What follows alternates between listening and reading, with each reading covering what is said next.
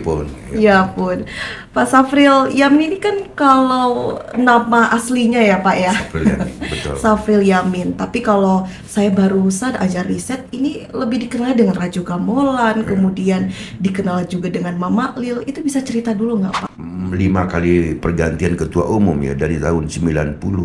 Oke, Dari tahun 90. 90-an sudah berdiri Dewan Kesenian Lampung, yang dulunya bermitra kepada Dewan Kesenian Jakarta, kan begitu.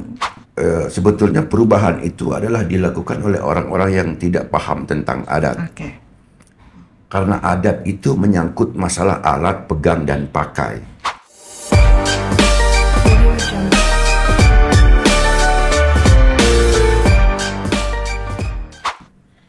Assalamualaikum warahmatullahi wabarakatuh. Waalaikumsalam. Salam, Om Swastiastu, Namo Buddhaya, salam kebajikan, rahayu, dan salam sehat untuk kita semua, Tabi pun. Ya pun. Sahabat religi, berjumpa lagi bersama saya, Salwa Sakinah, tentunya dalam podcast Kantor Wilayah Kementerian Agama Provinsi Lampung dalam Ngopi Ngobrol Seru Penuh Inspirasi.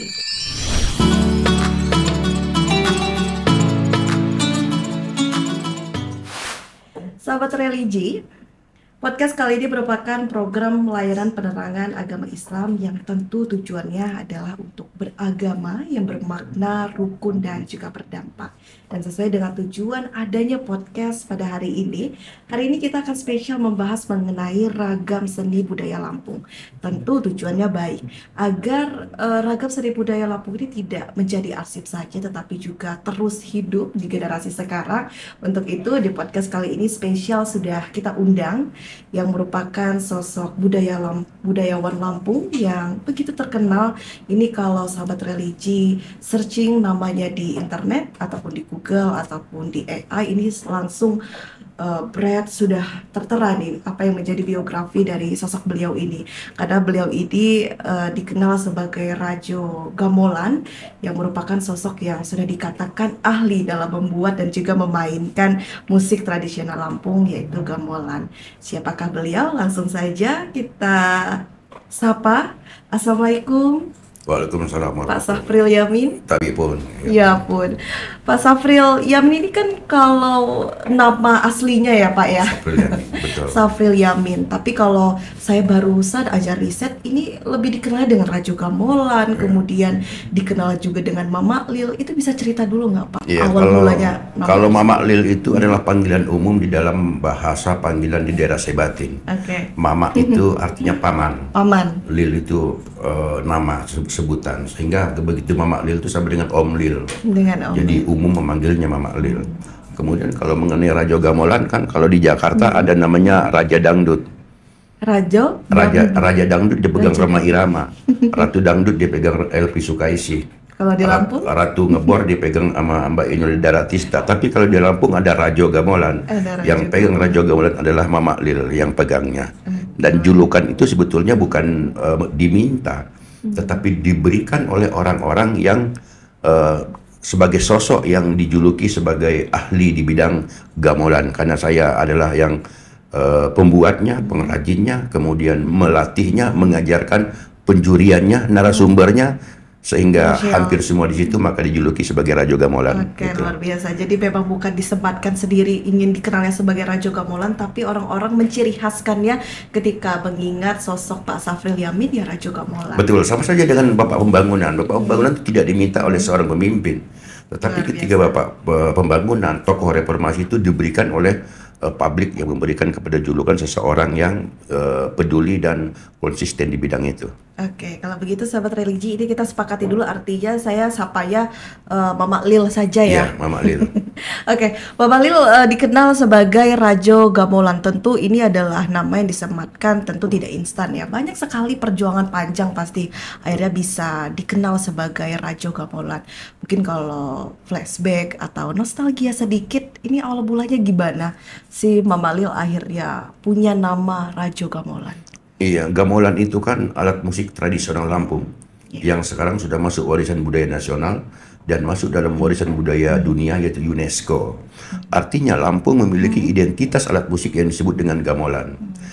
saya langsung ataupun tidak langsung, diminta atau tidak diminta, belajar atau tidak belajar, saya mendapatkan warisan dari leluhur, warisan dari nenek moyang, dari tuyut buyut kami yang ada di Scalabra untuk mewarisi itu.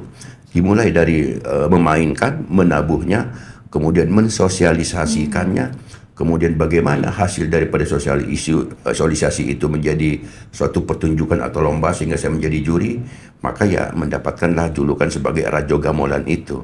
Artinya kalau di Lampung ini kan Rajo itu adalah kepemimpinan seorang kepenyimbangan.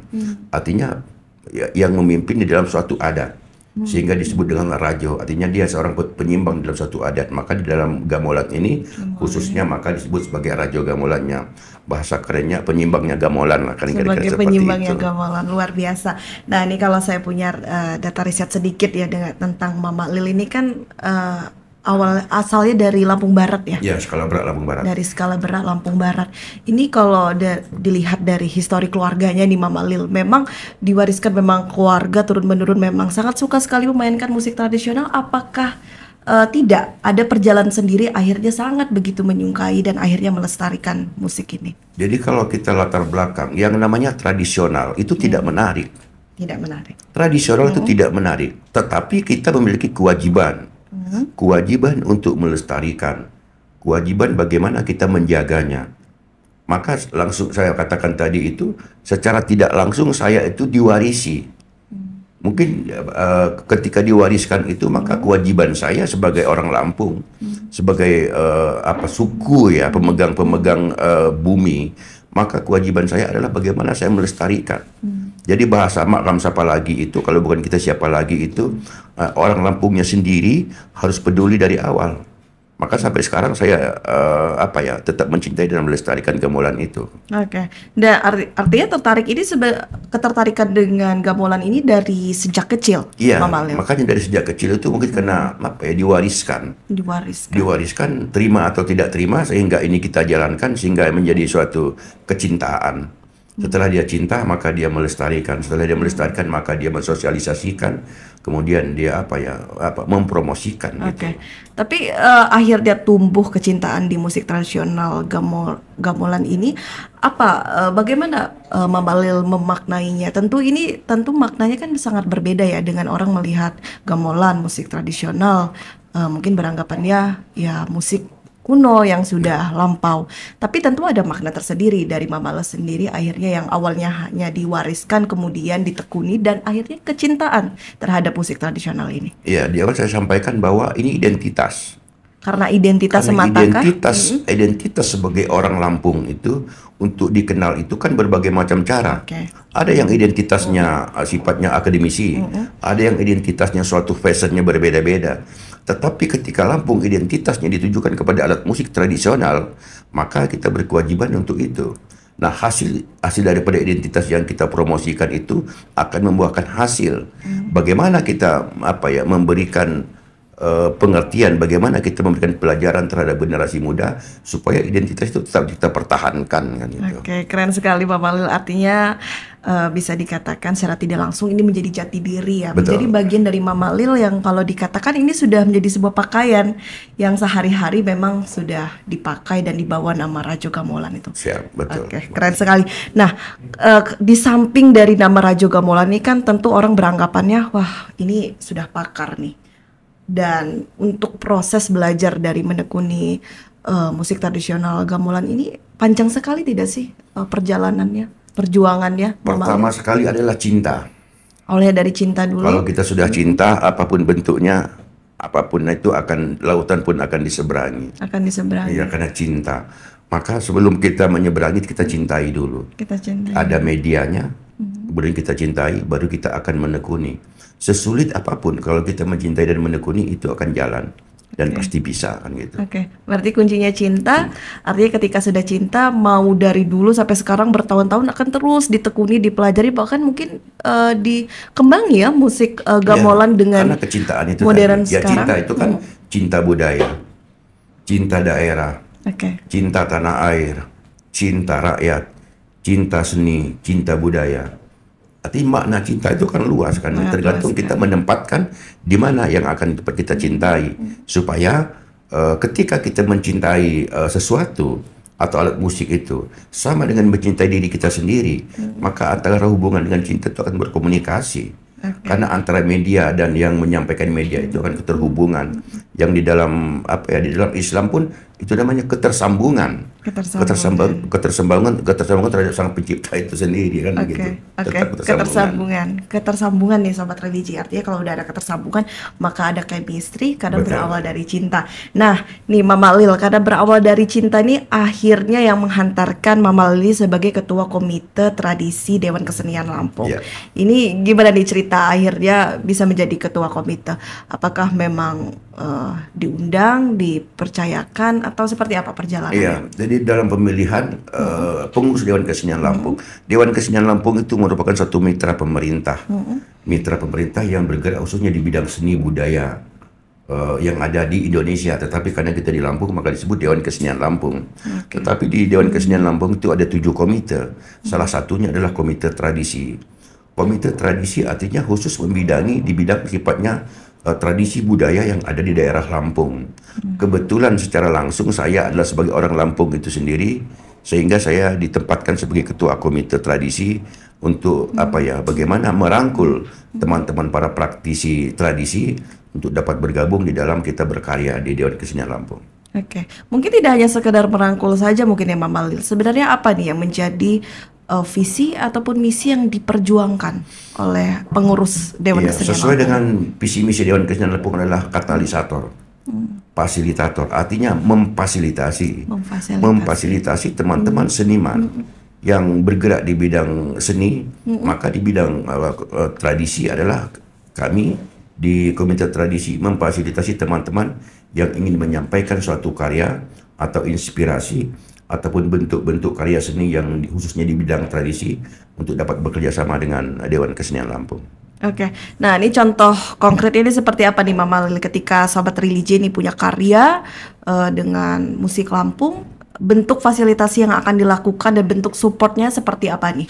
Mungkin dari contoh-contoh yang sudah ada. Iya, dari contoh tahun 2025 ini Dewan Kesenian Lampung Komite Tradisi menyelenggarakan program yaitu pendokumentasian sastra tutur atau sastra lisan Lampung.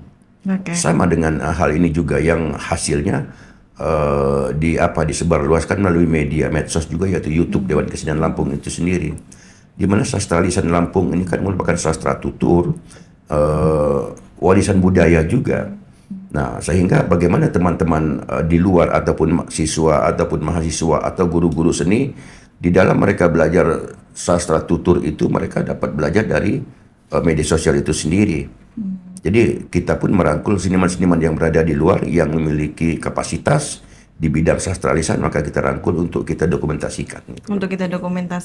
Artinya teman-teman yang mungkin merasa tidak ada wadah, tapi dengan adanya Dewan Kesenian Lampung ini jadi merasa ada wadahnya untuk lebih kita fasilitasi. Kita fasilitasi seperti itu ya. Artinya kalau disimpulkan di Mama Lil, maka perannya tuh sangat strategis sekali ya untuk melestarikan kesenian di Lampung. Betul. Kalau bicara peran kan dari tadi saya sampaikan bahwa Dewan Kesenian Lampung itu adalah mitra pemerintah, bukan vertikal, tetapi sifatnya hanya mendukung program pemerintah yang ada, yang menjadi bidang-bidangnya di Dewan Kesenian Lampung. Jadi adanya keterbatasan daripada Dewan Kesenian Lampung itu adalah mengenai peran yang diberikan. Jadi tetap ada keterbatasan sehingga di dalam merangkul teman-teman seniman pun masih terbatas juga, betul. Dengan adanya keterbatasan tersebut, maka untuk menjalankan tugas dan fungsinya ini masih dirasa sangat sulit sekali atau tidak? Secara kelembagaan ya memang kesulitan. Karena kelembagaan itu kan diikat oleh suatu aturan atau sistem itu sendiri. Tetapi secara profesional, secara pribadi, sebagai seorang praktisi seni tidak dibatasi. Dimanapun, kapanpun tidak dibatasi dan tetap berkarya di luar daripada kelembagaan. Kalau boleh tahu Mama Lil sebenarnya apa yang dirasa keterbatasan di sini? Meskipun dikatakan tidak menghentikan juga rasa cinta terhadap kesenian. Karena program itu kan pasti didukung oleh anggaran. Yang namanya program pasti didukung oleh anggaran. Kenapa? Karena program itu adalah melibatkan publik, melibatkan personil, melibatkan pelaku seninya sendiri yang di sana membutuhkan suatu suatu kebutuhan-kebutuhan yang sifatnya finansial, sehingga ketika terbentur dengan anggaran maka ada keterbatasan. Tetapi kalau dalam bentuk karya yang bukan kelembagaan, tentunya itu tidak dibatasi, tidak boleh dibatasi. Nah, nih kalau berbicara anggaran, tentu ada harapan tersendiri ya bagi Pak Malil sendiri agar warisan budaya ini tidak hilang juga, karena butuh disupport di hal tersebut juga. Maka apa ini yang dikhawatirkan ketika stakeholder terkait ataupun pemerintah juga tidak ikut concern dalam ikut melestarikan warisan budaya ini? Apa yang dikhawatirkan, Pak Malil? Dikhawatirkan adalah menurunnya kepedulian, menurunnya kecintaan. Menurunnya kepedulian dan kecintaan adalah cinta itu butuh bukti. Kepedulian itu butuh bukti, bukan janji. Maka ketika kebijakan-kebijakan dari pemerintah itu kan, apa yang ia sampaikan visi misinya, janji-janji bahwa ingin mengangkat seni, ingin mengangkat budaya, ingin mengangkat warisan budaya sesuai dengan undang-undang pemajuan kebudayaan, itu dibutuhkan prakteknya, dibutuhkan ada ulurannya di dalam menentukan kebijakan, bukan hanya sebatas slogan-slogan sebagai janji. Maka caranya adalah lakukan. Bukan katakan, tapi lakukan. Karena khawatirnya akan menurunnya kepedulian. Karena tentu kita Provinsi Lampung kaya dengan warisan budaya. Betul. Ketika warisan budaya sudah mulai luntur, maka nanti kita tidak kaya lagi seperti itu ya, Pak Malil ya. Artinya DKL ini merupakan organisasi. Betul, organisasi kelembagaan. Organisasi kelembagaan sudah lama sekali, sejak tahun berapa? Sudah berapa lama? Berdiri sudah 5 kali pergantian ketua umum ya, dari tahun 90.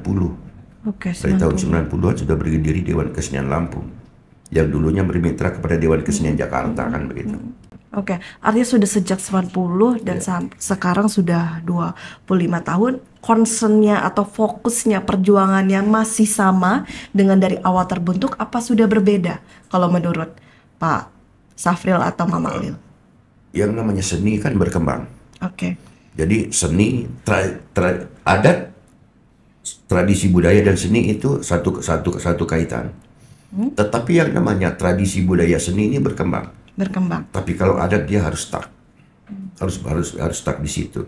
Tapi kalau ada tradisi budaya seni ini tetap berkembang. Artinya perkembangan yang ada Dewan Kesenian Lampung ini mengikuti eranya, mengikuti zamannya. Maka di situ ada cabang-cabang komitenya, yang tradisi yang mempertahankan tradisinya, yang musik mengembangkan tentang musiknya. Artinya masing-masing komite itu berperan sesuai dengan perkembangannya.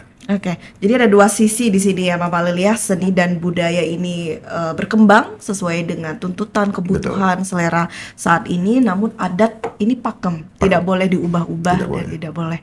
Nah, jadi dua-duanya masih diperjuangkan ini ya. Ini mungkin kita bicara tentang adat dulu nih ya, Pak Malil. Artinya adat ini kenapa masih begitu diperjuangkan agar menjadi pakem? Apakah realitanya sudah ada mulai mau perubahan adat atau tidak kalau melihatnya? Sebetulnya perubahan itu adalah dilakukan oleh orang-orang yang tidak paham tentang adat. Karena adat itu menyangkut masalah alat, pegang, dan pakai. Yang namanya adat itu menyangkut alat, pegang, pakai. Alatnya apa? Peralatannya, propertinya, aksesorisnya, itu alat. Pegang, siapa yang memegangnya? Pemilik yang memegang ini, yang memegang properti tadi, yang memegang adat-adat tadi. Kemudian pakai, siapa yang memakainya? Itu alat pegang pakai. Ketika alat ini sudah dikembangkan, ketika yang memegang sudah tidak diatur lagi, ketika yang memakai tidak teratur lagi, maka hancurlah adat. Jadi adat ini bukan sebagai hal yang hura-hura atau sifatnya atau seperti apa hingar-bingar. Tidak ada artinya. Iya, melestarikan adat itu bukan berarti merubahnya. Melestarikan adat itu mempertahankan originalitasnya. Itu melestarikan. Jadi terkadang orang, saya melestarikan adat maka bikin acara adat. Itu salah. Yang namanya melestarikan itu mempertahankan originalitas atau keaslian di dalam adat itu bukan merubahnya. Ketika orang merubah adat itu, berarti orang itu sudah merusak adat. Jadi harus diartikan betul apa sih melestarikan adat, apa sih mengembangkan.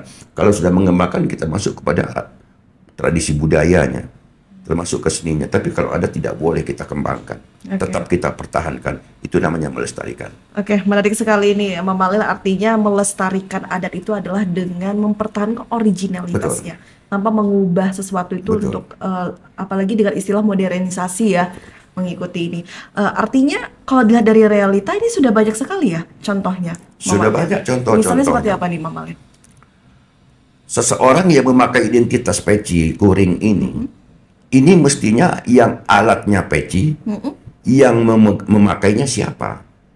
Adat itu ini bukan adat. Ini bukan adat. Yang namanya adat itu adalah sesuai dengan yang ia pakai, sesuai dengan yang memakai. Sehingga adat itu berlaku. Kalau peci saya ini dipakai oleh misalnya pemain tenis meja misalnya, dia tidak sedang berpakaian adat. Maka adat itu adalah satu kelengkapan yang saya katakan tadi, itu alat pegang pakai. Alatnya apa, yang memegang siapa, yang memakai siapa. Dipakai dia di mana. Ketika adat itu dipakai pada tempatnya di suatu ruang adat, maka dia berlaku. Ketika pakaian adat kita bawa ke sawah, tidak lagi pakai acara adat gitu. Artinya penempatan yang memakai pun harus sesuai gitu loh kan. Karena banyaknya perubahan-perubahan, adanya properti adat yang tidak boleh dipakai oleh orang lain. Karena bentuk penghormatan terhadap tamu yang datang, sehingga tamu yang datang itu kita pakaikan memegang adat itu merusak adat namanya. Merusak adat. Merusak adat. Siapa yang merusak adat? Bukan pendatangnya yang merusak adat. Karena mereka tidak tahu yang merusak adat itu adalah saya sendiri yang melakukan, yang memerankan, yang memakai orang lain. Berarti merusaknya itu dari dalam, bukan dari luar. Maka kewajiban kita adalah bagaimana kita melestarikan. Saya sampaikan tadi, melestarikan itu mempertahankan pada posisinya, itu melestarikan. Baik, jadi mempertahankan originalitasnya, kemudian mempertahankan posisinya, tidak boleh sembarangan, harus sesuai dengan konteksnya, seperti itu ya. Mungkin ya Mama Lil. Artinya kalau sobat religi saya ingin melestarikan nih Mama Lil, adat yang ada, maka paling contoh sederhana yang bisa dilakukan apa nih untuk sobat religi? Melestarikan adat yang paling sederhana adalah tempatkan acara adat dalam posisi adat, di dalam masyarakat adat, dan di dalam pelaku adat, dan di dalam masyarakat adat itu sendiri. Jangan kita bikin acara adat di tempat-tempat pasar. Jangan kita melakukan acara adat di tempat-tempat yang bukan identitas adatnya. Maka adat ini akan bermakna ketika ditempatkan pada posisi yang tepat. Betul. Dan posisi yang tepat itu sudah ada yang aturannya, sudah ada standarnya, sudah ada pakemnya, dan harus mengacu dari apa yang sudah distandarkan mengenai adat Lampung seperti itu ya. Pak Safril atau Mama Lil ini keren sekali, karena kalau kita lihat realitanya sudah banyak yang bergeser mengenai pemahaman tersebut ya. Dan ini bentuk perjuangan juga yang dilakukan oleh teman-teman dari DKL ya Mama Lil untuk mensosialisasikan. Kalau DKL tidak berbicara adat, tidak berbicara mengenai dia tetap bicara seni. Tapi mengapa nih tidak berbicara mengenai hal tersebut, tapi menjadi concern juga dari Mama Lil? Saya di samping saya sebagai pengurus kesenian, saya juga sebagai anak adat. Anak adat, keturunan orang adat, besar di masyarakat adat, dipimpin oleh pimpinan adat. Artinya tugas saya sebagai mama adalah melestarikan adat itu. Karena pemilik adatnya adalah pimpinan adat, maka saya sebagai rakyat adat atau anak adat melestarikan adat untuk mempertahankan adat itu.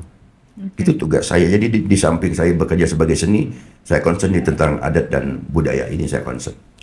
Artinya perlu menjadi highlight bahwa adat tidak bisa disamakan atau digabungkan menjadi sebuah kesenian, atau sebenarnya bisa.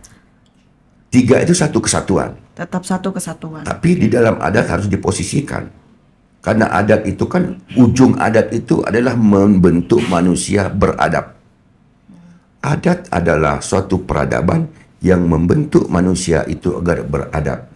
Maka ketika adat dikedepankan, tradisi budaya dimainkan, maka adab itu akan dikedepankan. Gitu. Adat itu akan dikedepankan, karena kalau bicara mengenai kesenian ini kan sebenarnya bentuk kreasi dari kita sendiri ya, dan kembali lagi bahwa adat itu sudah menjadi pakemnya dan tidak boleh dikreasikan, bahwa semua sudah ada standarnya, ada posisinya seperti itu ya, Ma'lil. Kemudian di samping dari adat, tadi kita juga bicara bahwa ada pergeseran atau perubahan dari kesenian juga, misalnya seperti musik. Ini kalau di compare atau dibandingkan ya nih Mama Lil, musik gamelan zaman dulu dengan sekarang beda sekali tidak sih Mama Lil? Taste-nya mungkin atau bentuk memainkannya atau seperti apa? Perbedaannya adalah mengenai apa ya, satu medianya, alatnya. Ada pergeseran alat itu mulai dari bentuk, mulai dari warna. Tetapi kalau dia notasi itu tidak ada yang berubah mengenai notasi ya, mengenai musiknya, mengenai nadanya tidak berubah. Yang berubah itu adalah apa, mediumnya. Kemudian penggunaan. Iya, penggunaan. Kalau zaman dulu alat musik itu kan alat musik adat itu hanya dimiliki oleh pimpinan adat. Kalau balak misalnya, itu hanya dimiliki oleh pimpinan adat. Tidak boleh rakyat memiliki itu, tapi sekarang sudah berkembang, siapapun boleh memiliki. Yang penting tidak digunakan dalam acara adat, tetapi alat musik itu sebagai penunjang karya, penunjang seni. Maka sekarang ini pergeserannya ke situ saja sih, sudah sudah menjadi merakyat lah begitu. Jadi tidak eksklusif lagi yang tidak memiliki menjadi eksklusif lagi. Tapi sekarang semua sudah punya memilikinya, namun tetap dalam koridor sesuai dengan tempatnya seperti itu ya, Mama. Kemudian kalau medium itu apa perubahannya, Mama? Mungkin dari bentuk ya. Kalau dulu kan lebih ke apa ya, originalitas, alami dari bentuk, dari warna. Kalau sekarang kan sudah berkembang. Dan itu boleh dikembangkan karena bicara musik, bicara seni, yang namanya tradisi budaya itu harus berkembang. Yang tidak boleh berkembang itu adalah tradisionalnya. Tradisional itu kan bicara pelakunya, bicara lakunya. Kalau tradisi budaya itu adalah masalah kebiasaannya. Kalau kebiasaan harus mengikuti zaman. Yang penting berkaitan dengan adat untuk apa? Tradisi budaya itu menjadi tetap yang adab. Sebagai orang Lampung tentunya mengedepankan tentang tata titi adat yang beradab Lampung. Tapi pertanyaannya begini Mama Lil, kenapa nadanya tidak ada perubahan atau adaptif dengan kebutuhan atau kesukaan selera masyarakat saat ini, yang mungkin lebih cenderung sukanya musik-musik yang lebih ngepop ataupun lainnya, mungkin bisa dikombinasikan atau tidak boleh sama sekali, tidak boleh ada perubahan di nada? Kalau bicara tradisional, nadanya terbatas. Yang namanya musik tradisional itu karena nadanya terbatas. Berbeda dengan musik nasional disebut dengan nada sempurna. Sehingga di dalam dia berkolaborasi, di dalam dia mengembangkan, ada keterbatasan mediumnya sendiri, keterbatasan alat musiknya itu sendiri. Dia hanya berhenti kepada satu tangga nada. Dan tidak bisa dirubah lagi, tidak bisa di-tune up lagi, tidak bisa tune-nya dinaikkan lagi. Dia sudah standar di situ. Kalau balak misalnya di in bass, tetap di in bass. Tidak bisa dinaikkan nadanya menjadi C kan gitu. Sehingga keterbatasan daripada alat musik tradisional berbeda dengan alat musik nasional yang bisa kita kembangkan dari nada dasarnya menjadi keinginan daripada si pembuat itu sendiri atau para praktisi atau penggarap itu sendiri. Jadi artinya keterbatasan kepada alat musiknya. Jadi artinya nadanya ini adalah bentuk tradisional ya, karena terbatas. Dengan terbatas dari nada itu sendiri, kemudian dari alat musiknya juga untuk memainkan. Maka apa yang akan bisa dikreasikan dalam musik tradisional gamelan ini? Atau sama sekali tidak bisa? Atau sebenarnya ada? Kolaborasi artinya kan kreativitas. Kolaborasinya yang dikreasikan. Iya, dan itu kan kreativitas. Bagaimana tradisional itu menjadi independen. Kreativitas yang independen, bukan kreativitas yang berkolaborasi. Tetapi kreativitasnya sendiri. Artinya dengan nada yang terbatas, bagaimana kita mengkaryakan, bahwa alat musik yang identitasnya terbatas menjadi tidak terbatas. Menjadi tidak terbatas. Ya, jangan dibatasi oleh musik yang di luar. Kalau kita dibatasi oleh musik dari luar atau musik modern, maka alat musik tradisionalnya akan terbatas. Tetapi bagaimana dia berdiri sendiri? Kalau dia berdampingan, tetap akan ada keterbatasan. Maka solusinya berkarya, kembangkan sendiri dengan media yang tradisional itu sendiri. Contohnya gimana nih Mama Lil akan bisa jadi bayangan Sobat Religi ketika ingin menekuni musik tradisional gamelan tapi ingin dikreasikan juga. Karena kalau tadi bicara nada, sebenarnya nada sudah ada pakemnya, ada tradisional yang terbatas. Bentuk kreasi apa yang bisa dilakukan oleh teman-teman Sobat Religi? Kreasi artinya bagaimana yang tadinya hanya tabuhan. Tabuhan kan digunakan dalam tabuhan adat. Alat musik tradisional itu, gamelan itu, tidak ada lagu, yang ada tabuhan. Bagaimana kita mengembangkan dari tabuhan itu menjadi lagu? Menjadi lagu-lagu yang ada di daerah itu sendiri. Bukan mengadopsi lagu-lagu dari luar, apalagi di luar Lampung. Artinya, bagaimana kita mengkaryakan itu tetap independen pada musik itu, kemudian kelokalannya tetap dikedepankan. Sehingga yang tadinya hanya tabuhan mengiringi acara adat, berkembang menjadi mengiringi tari, berkembang lagi menjadi mengiringi sebuah lagu. Itu puncaknya di situ.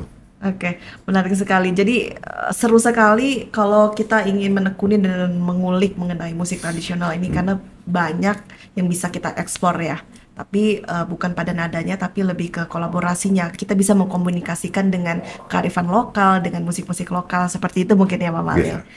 Keren sekali. Nah, kalau memang artinya bisa dikreasikan, bisa dikaryakan, tapi tetap sesuai dengan pakemnya atau tempatnya, kalau kita bicara mengenai perkembangan musik kesenian di Lampung, artinya sudah berkembang ya? Atau justru masih banyak sekali PR menurut Mama Lil? Kalau bicara berkembang, sebetulnya sudah berkembang. Sudah berkembang ya? Tanpa adanya dukungan pemerintah pun yang namanya musik tradisional itu tetap berkembang.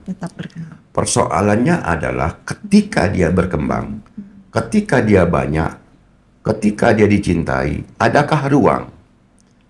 Adakah ruang hasil mementaskan yang berkembang ini?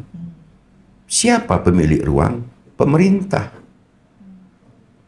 Semestinya pemerintah memberikan ruang bagaimana hasil-hasil karya daripada anak-anak kita ini supaya diberikan ruang pementasan, ruang lomba, ruang kreativitas, kemudian ruang penghargaan terhadap para pelakunya. Itu bentuk pemerintah hadir. Pemerintah hadir pada pelakunya untuk membawa mereka diberikan ruang kreativitas. Sehingga bisa bersinergi antara hasil karya seseorang, hasil kelompok atau di kampung-kampung itu bersinergi dengan pemerintah sehingga akan menghasilkan. Jangan hanya produk unggulan saja, hasil pembangunan, hasil pertanian yang diberikan ruang pameran. Tetapi bagaimana hasil karya anak-anak bangsa tentang seni ini, di manakah ruang mereka untuk menyampaikan hasil karya mereka? Menarik sekali. Artinya sebenarnya di Provinsi Lampung kreasinya sudah banyak sekali talent-talent yang berbakat yang menyuarakan suaranya lewat kesenian musik tradisional Lampung, tetapi wadahnya, ruangnya masih mungkin tidak bisa dikatakan tidak ada juga ya. Masih terbatas. Yang seharusnya ini menjadi agenda rutin kalau menurut Mama Lil, atau seperti apa yang diinginkan, diharapkan dengan adanya ruang-ruang tersebut?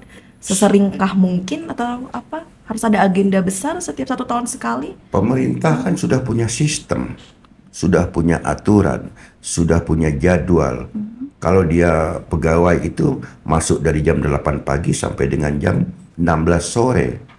Maka di dalam menyelenggarakan program kegiatan, apalagi di bidang seni budaya ini, kenapa tidak dibuatkan program juga? Program mingguan, bulanan, atau tahunan. Apalagi sekarang dengan adanya Kementerian dan Kebudayaan. Artinya sekarang ini kan harusnya tambah fokus. Kalau sebelum adanya Kementerian dan Kebudayaan, dulu kan sudah ada namanya Dinas Pendidikan dan Kebudayaan. Sudah ada namanya Menteri Budaya, Menteri Pendidikan dan Kebudayaan dulu. Sekarang khusus adalah Kementerian Kebudayaan. Nah, artinya bagaimana sekarang ini memberikan peluang yang sifatnya terprogram, yang sifatnya merangkul. Artinya pemerintah itu hadir di dalam kantong-kantong seni ini untuk merangkul sehingga diberikan ruang kepada mereka untuk pentas. Artinya tetap kepedulian dan kerjasama gitu. Jadi simpulannya perlu ada program strategis baik jangka pendek, jangka panjang ataupun jangka menengah yang harus difokuskan. Apalagi sekarang kita sudah punya kementerian yang lebih fokus untuk melestarikan budaya. Seperti itu ya, Mama Lil. Karena kalau berbicara mengenai kesenian, seni budaya di Provinsi Lampung, ini sebenarnya kita tuh punya warna sendiri, ciri khas tersendiri tidak sih Mama Lil dibandingkan dengan daerah lain. Dan kita harus bangga dengan itu. Ada tidak? Lampung ini unik gitu loh. Kenapa unik? Lampung itu satu sang bumi ruwajurai. Kalau dulu sang bumi ruwajurai, sekarang berubah menjadi sai bumi ruwajurai. Artinya di bumi Lampung ini, satu bumi Lampung dihuni oleh 2 jurai adat, 2 jurai budaya, 2 kultur, aturan adat. Artinya aturan adat Saibatin dan tatanan adat Pepadun. Artinya keduanya ini ada perbedaan-perbedaan, tetapi semuanya berjalan. Berjalan apa? Berjalan dari satu, yaitu Lampung. Nah, makanya unik tadi itu, walaupun dia ada perbedaan, tetapi di dalam satu Lampung ini tetap melaksanakan kegiatan-kegiatan itu adalah Lampung. Artinya 2 jurai adat ini ibarat kaki kiri dan kaki kanan. Kaki kiri dan kaki kanan ini berjalan secara bergantian tapi tetap berdampingan. Kalau kaki ini berjalan dua-duanya kan lompat-lompat kan begitu. Makanya Lampung ini unik kan gitu. Sang bumi 2 jurai itu di satu bumi Lampung ini dihuni 2 jurai adat yang bergandeng tangan gitu loh kan. Salah satu keunikan Lampung seperti itu. Keunikan yang di situ. Artinya sangat kaya sekali pasti tentu dengan ada 2 keunikan, masing-masing punya ciri khasnya, dan itulah yang membuat kita kaya dengan seni tradisinya. Nah, tadi kan kita juga di awal bicara cinta ya Mama Lil. Tentu salah satu bentuk wujud kita mencintai itu adalah kita mau belajar, mau memahami atau mengenal tentang itu. Nah, ini tuh kita bahas satu persatu deh Mama Lil. Ada seni bugamol atau gamolan balak. Sebenarnya itu apa itu Mama Lil? Mungkin ada filosofinya. Iya, kalau gamolan pering, gamolan balak. Gamolan balak artinya gamolan atau alat pukul yang terbuat dari perunggu, besi atau kuningan. Maka disebut dia gamolan balak ataupun talo balak. Talo balak karena dia satu set alat musik yang terbuat dari perunggu atau kuningan atau besi. Oh begitu. Makanya disebut gamolan balak atau talo balak. Kemudian gamolan pering itu karena salah satunya dia adalah gamolan juga, alat pukul juga, dan kebetulan medianya media bambu, maka disebut gamolan pering. Jadi intinya satu alat musik itu alat musik pukul, tetapi penamaannya sesuai dengan fungsi dan identitas dan apa kelengkapan daripada medianya itu sendiri. Fungsinya berbeda, ada balak, ada pering. Iya, betul. Nah, yang menjadi ciri khas dari Rajo Gamolan, dua-duanya apakah kalau disuruh pilih, Mama Lil lebih suka yang balak ataupun pering ataupun tidak? Kalau dulu masih ada perbedaan bahwa talo balak, gamelan balak itu khusus untuk pimpinan adat dan acara adat. Tapi kalau gamelan pering ini khusus untuk punya rakyat, untuk seni, untuk apa? Untuk sendiri-sendiri. Tetapi sekarang kan sudah berkolaborasi, tidak dibatasi lagi. Walaupun di dalam acara adat tetap pakai itu, tetapi sekarang tidak dibatasi penggunaannya selagi itu adalah sifatnya untuk kebutuhan dalam menunjang kegiatan adat itu sendiri. Jadi sekarang sudah tidak dipisahkan, tapi dikolaborasikan justru malah gamolan balak dan juga gamolan pering. Kalau untuk tujuannya tadi, kalau balak lebih untuk ke adat, kalau pering untuk lebih ke apa nih? Lebih ke sendiri. Lebih ke seninya. Iya, sendiri. Karena apa? Sendiri itu alat musik gamelan pering ini alat musik tunggal ya. Musik tunggal. Awalnya alat musik tunggal, kemudian menjadi alat musik ensemble kolaborasi. Maka sekarang ini lebih kepada ensemble. Lebih kepada pemanfaatan menjadi alat musik pengiring tari, pengiring sastra, kemudian kolaborasi, kemudian dia independen secara ensemble. Jadi tidak terbatas dengan ini alat musik gamelan peringnya. Oke, dan kondisinya kalau dari kedua musik tradisional tersebut, bagaimana kalau menurut Mama Lil? Apakah saat ini masyarakat yang memang aktif memainkan tersebut, apakah hanya masih orang-orang itu-itu saja yang memainkan atau ingin sebenarnya lebih berkembang lagi masyarakat untuk lebih mengenal dan memainkan kedua alat musik tersebut? Salah satu untuk kita mencintai alat musik itu kan medianya ada, ketersediaan alat. Oh begitu, ketersediaannya ya, Ketersediaan alat. Kalau balak kan ketersediaan kan sulit karena dia mahal. Kemudian pesannya pun di daerah Jawa, di Pulau Jawa. Pesan alat musiknya di Pulau Jawa karena di Lampung belum ada pengrajinnya. Tetapi kalau gamelan pring ini harganya masih cenderung murah dan mudah dijangkau dan gampang didapat. Kalau dari segi permainan sih sama saja. Kemudian pengrajinnya pun banyak di Lampung termasuk saya sendiri. Oke, jadi memang ada faktor-faktor tersendiri karena alatnya juga terbatas, apalagi di gamelan. Betul, kalau balak. Gamelan balak ini ya. Oke, nah tentu harapannya adalah pemerintah bisa support di hal ini ya, Mama Lil ya. Menyediakan. Sebetulnya support itu semua ya. Support itu pertama adalah pelakunya, praktisinya. Pemerintah itu sebagai penyedia. Akademisi itu sebagai peneliti. Maka tiga ini tidak bisa lepas. Praktisi, akademisi, pemerintah, tiga-tiga ini harus berjalan. Oke. Pembedaannya ini seperti apa nih? Kalau pemerintah lebih ke apa, akademisi seperti apa, praktisi seperti apa? Praktisi ini lebih kepada penyedia pelaku. Sebagai bagian menyediakan masakan dan menyediakan alat masaknya. Artinya mereka yang membuat semuanya, mereka yang menyediakan SDM-nya. Pemerintah ini adalah memfasilitasi, mendukung, mensupport pemerintah. Pemerintah kan sebagai wakil daripada rakyat itu sendiri. Akademisi ini adalah meneliti, mencatatkan, menggali, mempromosikan. Sehingga semuanya lengkap. Perannya masing-masing. Artinya sesuai dengan kapasitasnya. Yang praktisi berkarya, pemerintah kemudian mendukung secara finansial dan ruangnya, akademisi mendukung secara akademisinya untuk diajarkan metodenya. Nah, ini menarik sekali. Ini agar bisa menjadi masukan juga nih Mama Lil. Kira-kira kalau di bagian praktisi itu sendiri, ada tidak hal-hal yang sampai saat ini tuh masih juga belum tersentuh untuk diteliti oleh para praktisi, yang sebenarnya itu juga menjadi fokus atau masalah concern dari Mama Lil juga yang diharapkan ini bisa diteliti nih ya, akhirnya sehingga bisa ada outputnya nih, seperti itu. Ada tidak? Terkadang pemerintah ini formalitas ya. Artinya apa? Ketika ada praktisi ini tanpa adanya pemerintah kan memang berjalan.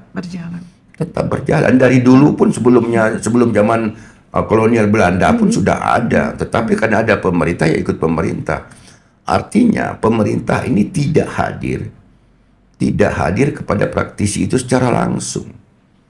Hanya pendataan lewat berita ceritanya. Sehingga apa yang menjadi keinginan daripada pemerintah yang sebenar-benarnya itu tidak mengakar. Tidak mengakar kenapa? Karena mereka tidak hadir gitu loh. Maka ke depan diharapkan pemerintah benar-benar hadir. Mana sih yang praktisi itu? Mana yang pengrajin itu? Bukan kabarnya ada praktisi, kabarnya ada pengrajin. Jangan hanya sebatas tahu katanya gitu, tapi mana orangnya, sehingga bisa menemukan, sehingga bisa bekerja sama terhadap praktisi itu. Oke, jadi intinya yang sangat-sangat kita inginkan adalah ketiga hal tersebut bisa berkesinambungan, bisa bersinergi. Betul, kehadiran pemerintah terhadap para pelaku seni. Oke, terima kasih Mama Lil. Kemudian di samping itu dari perbedaan fungsi dan penggunaannya dari seni gamelan itu, ini ada seni buradap seperti dikir, hadro, dan rudat. Bisa tidak terpikirkan ini gambarannya apa nih sebenarnya kalau kaitannya dengan syiar Islam, mendakwahkan agama-agama atau ajaran Islam, kalau menurut Mama Lil? Penyebaran agama Islam khususnya di Lampung, ya, di skala berat Lampung Barat. Penyebarannya itu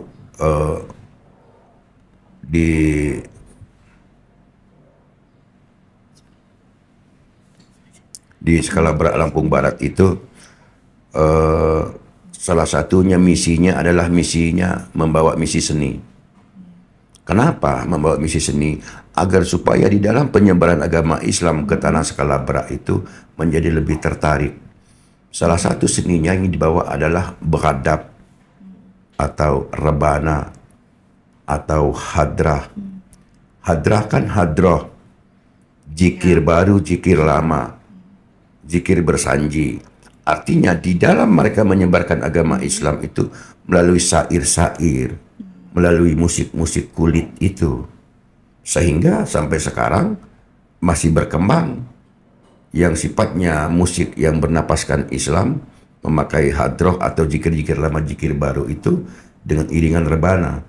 Kemudian ditambah dengan lantunan-lantunan pantun.